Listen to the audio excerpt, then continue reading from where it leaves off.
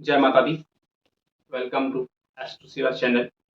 माता रानी आप सबको हैप्पी रखे, खुश रखे।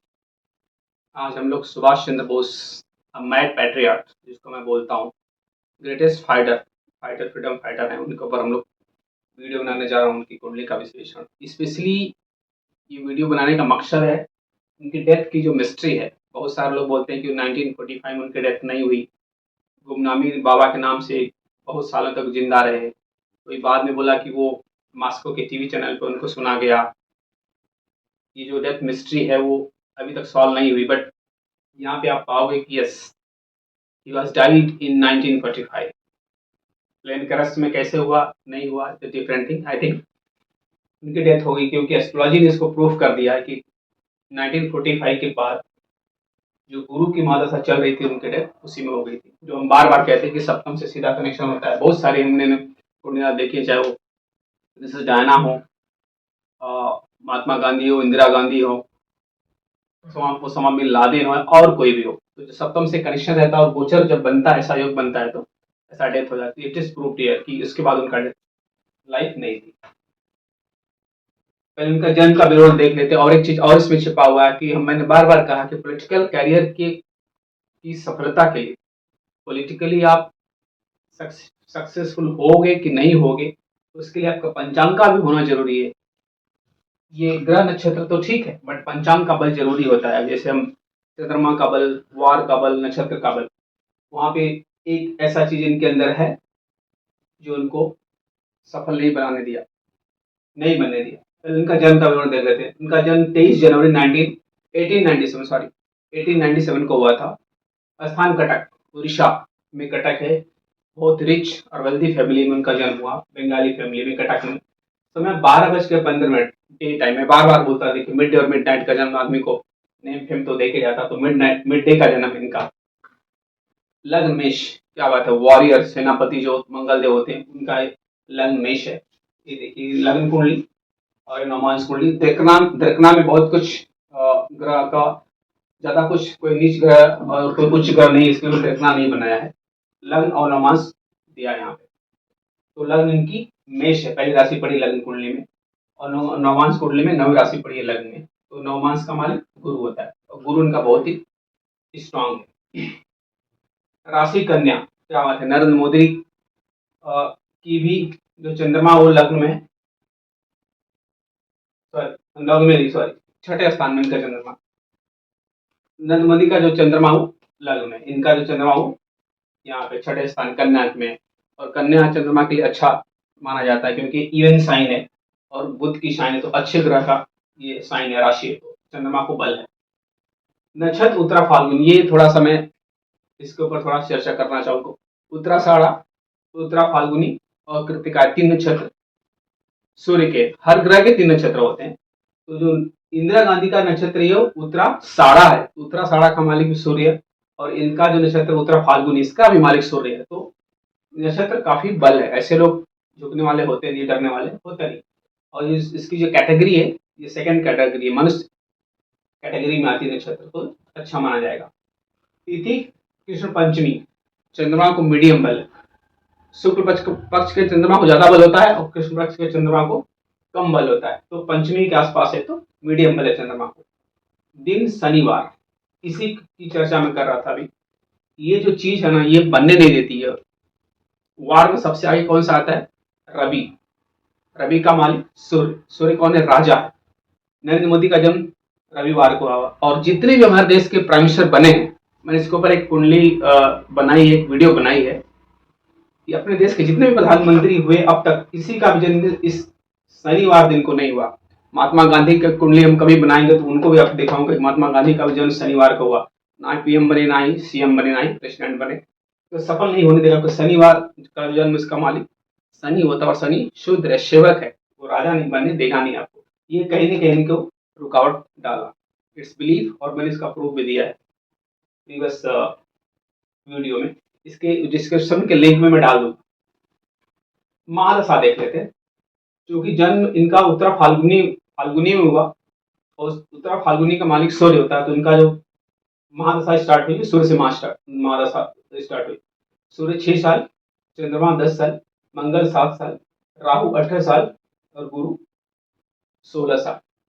ये गुरु ने इनको सब कुछ दिया, स्ट्रगल दिया, फ्रीडम फाइटर बनाया, इतना नेम फेम दिया, पूरा वर्ल्ड के काफी कंट्री में जाने को कहा, बहुत कुछ किया, और इसी यही गुरु मार भी दिया। जैसे प्रिंस डायना को हम इसके पहले कुंडली बनाए थे हम लोग, प्रिंस डायना का भी गुरु ने सब कुछ दिया और गुरु मार भी दिया, इसी एक डेथ भी दे दिया गुरु ने। प्रिंस डायना की कुंडली में गुरु नीच का था, बट इनका गुरु उच्च का है। इसको हम लोग बाद में प्रूफ करेंगे, डेथ को कैसे रिजॉल्व कर दिया एस्ट्रोलॉजी ने कि 1945 के बाद इनका जीवन था ही नहीं। आज के बाद अपने दिमाग से आप लोग निकाल लो कि वो जिंदा थे, गुमनामी बाबा बन के रहे, उनके बारे में नहीं जाना गया, नहीं, डेथ प्रूफ हो चुकी। और ये चूंकि ये बाकी कुंडलियों को मैंने दिखाया है, ये भी प्रूफ इनको लागू होता है, तो उनके बाद उनके लाइफ नहीं थी। इसको देख लेते हैं कि कितना बल है उनके कुंडली में। लग्न मेष है, देखिए गुरु और सूर्य स्ट्रांग है। कैसे स्ट्रांग है? लग्न कुंडली, ये नवमांश कुंडली, लग्न में गुरु 5वीं साइन में है, पंचम स्थान में, और यह रेट्रोग्रेड जा रहा है, पीछे की तरफ जा रहा है, तो कर्क में आएगा, और कर्क में गुरु उच्च का माना जाता है। नवमांश कुंडली में सूर्य प्रथम साइन में मेष में, और मेष में सूर्य उच्च का माना जाता है। तो सूर्य और गुरु, सूर्य राजा गुरु मंत्री, दोनों उच्च के, और आमने सामने आ गए, यहाँ से गुरु आमने सामने, सूर्य यहाँ पे, कितना अच्छा योग है। देखिए सप्तम कहाँ से देख रहा है, और घर के दसम स्थान के, घर के 4 कारक होते हैं, सूर्य बुध गुरु, गुरु यहाँ से इसको देख रहा है तो 3, और चौथा शनि, शनि इससे सीधा कनेक्शन है, क्योंकि शनि की 10वीं साइन पड़ी, तो शनि इसका फल देगा। नरेंद्र मोदी का भी सीधा कनेक्शन है इससे, तो काफी बल मिला दसम को, नेम फेम और पिता का घर है। और देखिए नवमांश कुंडली में जो लग्न में साइन है नवी, उसका मालिक गुरु लग्न कुंडली में उच्च का है, और पंचम का मालिक सूर्य नवमांश कुंडली में मेष में उच्च का है, और पंचम स्थान विद्या का, काफी पढ़े लिखे थे यार, इंडियन सिविल सर्विस में फ्लाइंग कलर से पास हुए, जॉब मिला, इन्होंने जॉब छोड़ा, बैक टू इंडिया, ब्रिटेन से इंडिया 1921 में आते हैं। तो कैसे पढ़े? गुरु उच्च का है, पंचम स्थान में विद्या के घर में बैठा हुआ है, और सूर्य भी पंचम स्थान में बैठा हुआ है। और भाग्य का मालिक देखिए, नवमांश कुंडली में भाग्य, नवम स्थान भाग्य का होता है, सूर्य उच्च का, पंचमेश उच्च का, नवमेश उच्च का, ये लग्नेश उच्च का गुरु, तो स्ट्रांग है। मैं एक चीज और कहूंगा, जोड़ना चाहूंगा कि मंगल, मंगल सेनापति है, इसके राजा और गुरु उच्च के हैं, उसका सेनापति क्यों किसी का सुने? नहीं सुनेगा। मंगल के बारे में कहा जाता है कि मंगल किसी के लग्न में रहे तो आदमी को झूठ बुलवाता। यस, मैंने बहुत सारे लोगों को कुंडलियां देखा है, 4 5 6 देखा है, आप भी इसको जरा देख लेना पास पड़ोस में। लग्न में मंगल आ जाए तो आदमी को झूठ बुलवाता है। नरेंद्र मोदी का लग्न में मंगल है तो मेरा उससे रिलेशन नहीं है, तो आपके ऊपर है। उसके साथ साथ मंगल जो होता है, देखिए लग्न का मालिक है, जिद्दी बनाता है। लग्नेश जो है, यदि मंगल बन जाए तो आदमी को जिद करवाता है, तो शायद इनकी जिद भी थी। महात्मा गांधी से बार बार वो कॉन्फ्लिक्ट होते थे, जो करना चाहते तो कर लेते थे, बट इसके लिए मैं इनका ये भी कहूंगा कि काफी वेल्दी और रॉयल फैमिली से थे सुभाष चंद्र बोस, तो कहीं ना कहीं इनको ब्लड में भी था कि भाई मैं जो हूँ वो सही हूँ, मैं कर रहा हूँ देश के लिए तो कर रहा हूँ। इसलिए मैंने कहा Netaji Bose are my patriot. देश के लिए इतना पागलपन था इनका कि दुश्मन से भी हाथ मिला लिए, आजादी के लिए मैं कुछ भी कर गुजरने को तैयार हूँ, आपको देख सकते हैं। Orlando Mazzotta. But that's not my name. The Russians are reluctant to give you even a transit visa, so you have to travel as Mazzotta, through Russia to Germany. From now on, you will be Count Orlando Mazzotta, radiotelegraphist. First Muhammad Ziauddin, an insurance agent. Then Ziauddin Khan, a mute tribal Pathan. And now an Italian count. क्या क्या न हुआ है वतन तेरे प्यार में. I hope you have a good journey, Signor Mazzotta. Thank you, Signor Caroni. Now you will need this. Oh.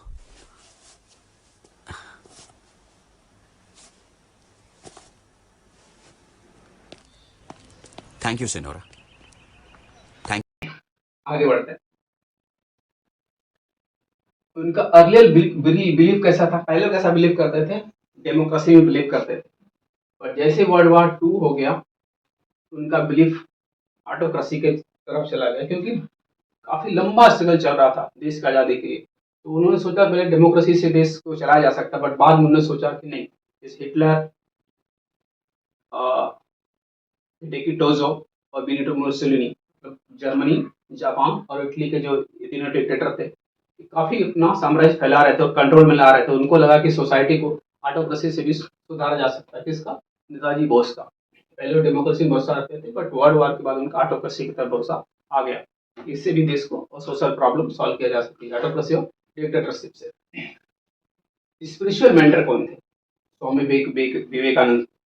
हम लोग उनको बहुत अच्छी तरह से जानते हैं और भागवत गीता में सब पढ़ते रहते थे। नेताजी बोस।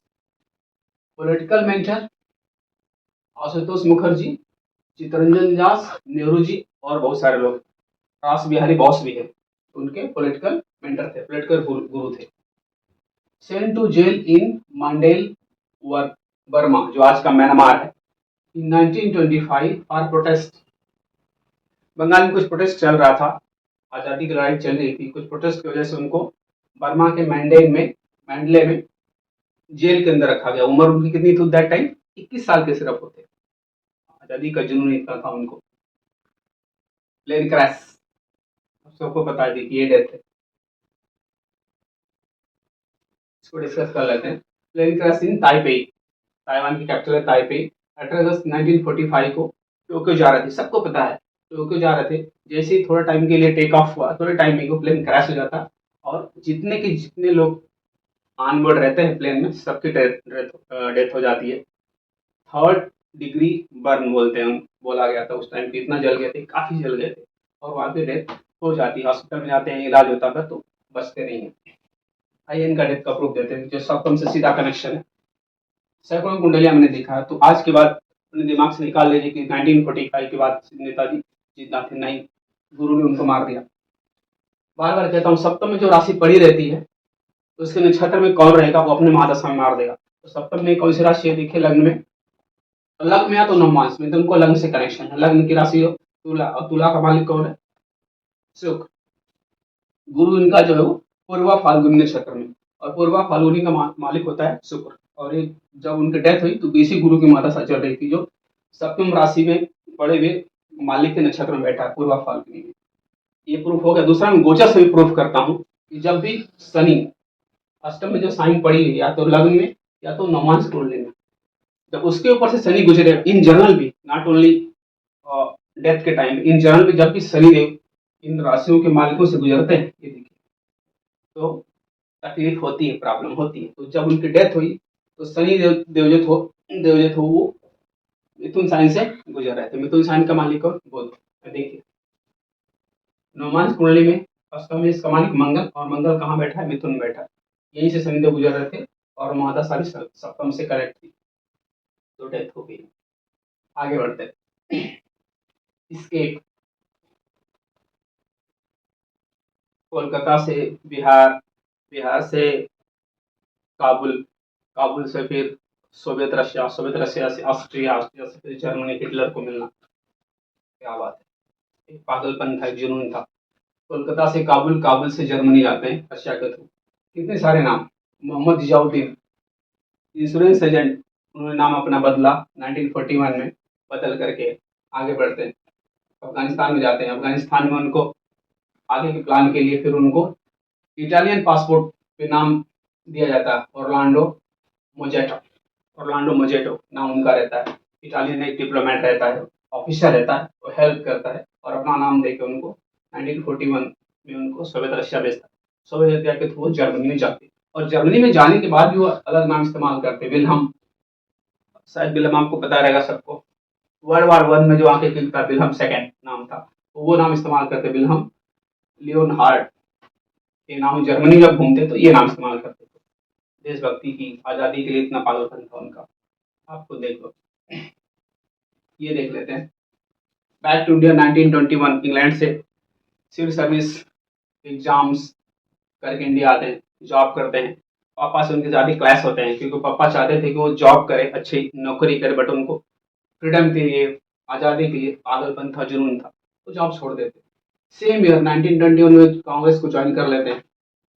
कांग्रेस प्रेसिडेंट 1938 में बन जाते हैं, और जल्दी वो रिजाइन देते हैं, क्योंकि नेहरू और गांधी से उनके डिफरेंसेस बढ़ते हैं, क्लासेस बढ़ते हैं। गांधी जी तो उनको कहते थे कि मिस गाइडेड पैट्रियार्क, ऐसा पैट्रियार्क, ऐसा देशभक्त जो मिस गाइडेड हो, जिसको किसी ने गुमराह किया हो। एक बार कहा भी था गांधी ने कि सुभाष तुम मेरे बिगड़े हुए बेटे हो, यदि तुम्हारे रास्ते पे चल के तुम्हारे तरीके से यदि देश आजाद होगा, मैं पहला आदमी होगा जो तुम्हारी पीठ थपथपाने को आऊंगा। ऐसा उनका बिलीफ था। इवेंट जर्मनी 1942, यहीं से जाते हैं, अभी बताया हमने। बिकम फादर इन 1942, 42 में जर्मनी जाते हैं और 42 में वो पिता बनता है। पिता, इसके पिता अनीता सिंकल बॉश, एमिली सिंकल उनकी वाइफ, जो उनके दफ्तर में काम करती है, उन्हीं से शादी हुई थी। बट ये शादी जो होती है मैरिज ऑफिशियल नहीं रहती, सीक्रेट मैरिज रहती है दोनों के बीच में, सुभाष चंद्र बोस और एमिली सिंकल के बीच में समझौता रहता है कि वो हम लोग शादी को डिस्क्लोज नहीं करेंगे। तो 1942 में अनीता बोस पैदा होती। अनीता बोस जो फेमस इकोनॉमिस्ट सबको पता रहेगा। और इमली सिंकल जो है ये काफ़ी इंडिया फ्रीडम फाइटर के लिए काफ़ी इन्होंने हेल्प किया है। इवन सुभाष चंद्र बोस की डेथ के बाद भी उन्होंने काफ़ी कुछ काम किया है। इमली सिंकल 1996 में इनकी डेथ हो चुकी है। सिवाय ऑस्ट्रिया की थी ये। Please.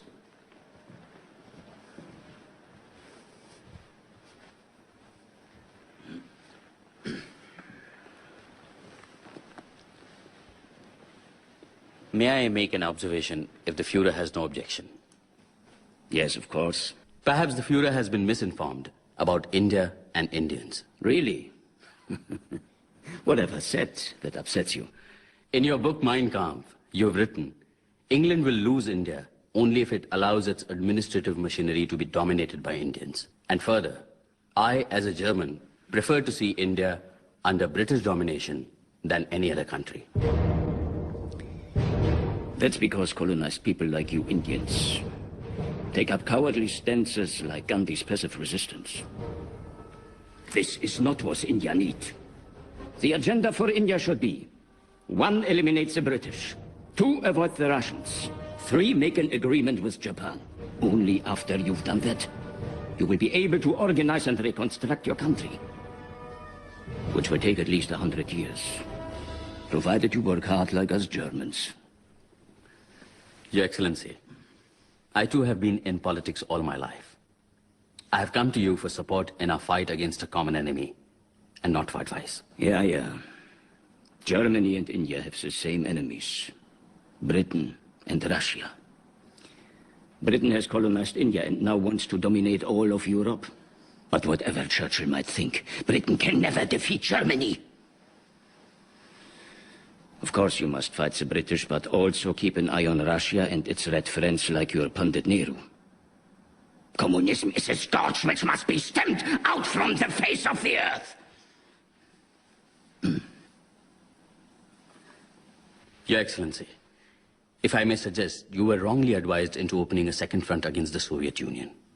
A strategic mistake which will divide German forces and spread them thin over all of Europe and Africa. Mistake? Certainly not. Take it from me. Russia will be defeated by this winter. We are already at the gates of Moscow. Only time will tell, Your Excellency. Now pay attention to what I say. If Germany, like Japan, were at India's frontiers, I would have told you to march with me into India. Come. Come here and see this. See how far Germany is from India. Very far, But it seems you are in a great hurry. You want your freedom right now.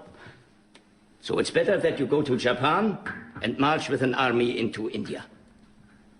May I then request Your Excellency for an aeroplane to take me there? You want to fly half the globe in an aeroplane? Oh, impossible and quite foolish. We have to find a safer passage for you. Have you ever traveled in this? It is called a U-boat and moves under the sea. Take this and go by the old route around Africa like Vasco da Gama. We are presenting India with a unique opportunity. You will now be able to throw off the English yoke without falling into Russian hands. Subhash Chandra Bose का real conversation जो Hitler के Germany में हुआ था, उसे यही लगा Hitler was not much interested to help India. 100 साल लग जाएंगे, इतने साल लग जाएंगे, और लग जाएंगे, क्या क्या लग जाएंगे। Real conversation not interested in support India. Even Japan भी सपोर्ट नहीं किया, बिकॉज 1945 और 1944 और 45, यस 44 और 45 और 44 में इंडिया के इम्फाल के ऊपर अटैक कर देता है, अपनी फौज को लेकर अटैक कर देता है। तो it's not good things. So let's start back to subject. तो जर्मनी 1945 में जाते हो, became father in 1942, same year में पिता बन जाते हैं इनके। Border in submarine for Japan Sumatra 1943। ये सुमात्रा कौन? Japan occupied Sumatra. World war 2 में जापान ने सुमात्रा को ले लिया था। हिटलर ने उनको बोला था कि आप प्लेन के थ्रू मत जाओ, एयर के थ्रू मत जाओ, आपको मैं सबमरीन के थ्रू भेजता हूँ, safe way to reach Japan. और जापान में जाके वो लैंड के थ्रू वहां पे आप अपनी कंट्री में जाओ आर्मी को लेकर और ब्रिटिश के ऊपर इन्वेड करो और देश को आजाद करो। तो वहां से आते हैं थ्रू अफ्रीका नीचे से। ये तो मैंने बताया आपको, इंडिया के ऊपर जापान अटैक कर देता, बट ब्रिटिश जो फोर्सेस थी, इंडिया की तरफ से जो फोर्सेस लड़ रही थी रिवर्स, उनको हम लोग पीछे ढकेल दिए। काफी लोग की जान गई, नहीं डाई, वो वार में काफी लोग चले गए। इम्फाल के ऊपर अटैक किया था जापान ने। तो जापान भी एक तरह से कह सकते हैं, मैं तो कह सकता हूँ कि वो धोखा ही दिया अपने साथ। तो ना ही जर्मनी साथ दिया, ना ही जापान साथ दिया। ये थोड़ा सा इसको मैं बात करना चाहूंगा। पीओडब्ल्यू शायद पता रहेगा, prisoners of war. Second world war में प्रिजनर्स ऑफ वॉर कितने थे? बहुत सारे लोगों को बंदी बना लिया गया था वार से। 2.5 मिलियन सोल्जर जो थे ब्रिटिश के लिए इंडिया की तरफ से गए थे और ब्रिटिश के लिए लड़े थे सेकेंड वर्ल्ड वॉर में। दुनिया दो टुकड़ों में थी, एक्सिस पावर जर्मनी, इटली और जापान, और allied forces Britain, France, America के साथ दुनिया लड़ रही थी। तो हम लोग अलाइड फोर्सेस के साथ थे। तो हमारे जो सोल्जर थे, 25 लाख सोल्जर इंडिया से गए थे, जो अफ्रीका में, इटली में, साउथ ईस्ट एशिया में लड़ रहे थे ब्रिटिश फोर्सों के साथ में।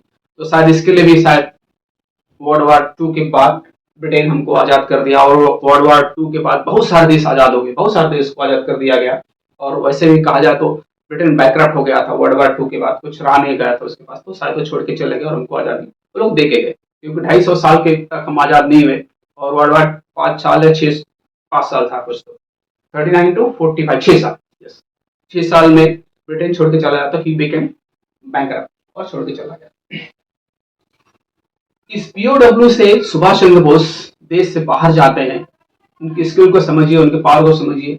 जितने लोगों को बंदी बनाया जाता है, अलाइड एक्सिस पावर्स, इनमें से जितने लोगों को बंदी बनाती है, सपोज हम ब्रिटेन की तरफ से लड़ रहे हैं और जापान और जर्मनी वालों ने उनको बंदी बना लिया, तो उनको सुभाष चंद्र बोस कहते थे कि आप आईएनए के लिए काम करो, इंडियन नेशनल आर्मी के लिए काम करो। इतना प्रेम था सुभाष चंद्र बोस का कि उनके लोगों को, अपने लोग उनके तरफ से लड़ रहे थे ब्रिटिश के लोगों को, जब बंदी बना लेते थे उनको जापानीज और जर्मन्स, वो हमारी तरफ से लड़ते थे इंडियन नेशनल आर्मी की तरफ से। सो ब्रेन टैलेंट था सुभाष चंद्र बोस का। आजादी की फौज जो थी वो इंडिया के लिए काम कर रही थी, और जो पीओडब्ल्यू कैंप से आते थे वो आईएनए के लिए काम कर रहे थे। तो ये सब चीजें थी। Japan declared death on 23 August. Yes, 18 अगस्त को उनकी डेथ हुई, बट जापान 23 अगस्त को डिक्लेयर कर दिया कि इस डेथ कंफर्म है। ताइपे में उनका प्लेन क्रैश में डेथ हो चुकी, but India not accepted this things at the same time. 3 साल बाद ऑन रिकॉर्ड है, इंडिया 1947 में जाके इसको एक्सेप्ट किया कि यस डेथ हो गई। और उसके बाद भी बहुत सारे हमारी गवर्नमेंट ने कमीशन बनाया, लोगों को भेजा इंक्वायरी करने के लिए, कहाँ हुआ, कैसे हुआ, कोई डेथ मिस्ट्री तो नहीं है, कुछ प्रॉब्लम तो नहीं है, ये सब चलता है। लेकिन ये जो डेथ का प्रूफ है, इट्स प्रूफ दिया थ्रू एस्ट्रोलॉजी। पराशर की ज्योतिष ने प्रूफ किया कि उसके बाद उनका अस्तित्व तो नहीं था, क्योंकि यदि ऐसा रहता, गुमनामी बाबा थे, मॉस्को रेडियो पे दिखा, तो कहीं न कहीं को दिखते। 12-13 साल के बाद, 15 साल बाद 100 साल होने को आ जाएंगे ऑलमोस्ट। इट्स ओवरऑल उनका विश्लेषण कुंडली बहुत ही स्ट्रांग है। बहुत कुछ इनके लिए कहने के लिए है, बहुत कुछ हो सकता छूट भी गया हो, बट मैंने अब सब कुछ कवर करने की कोशिश किया है। मेरा ये कहना है कि जर्मनी और जापान ने भी उनका साथ नहीं दिया और उनका शनिवार का जन्म जो है ये कहीं न कहीं तकलीफ दिया और गलत टाइम पे गुरु की महादशा आ गई, उनकी डेथ को करा। He was the greatest fighter. Please subscribe, like.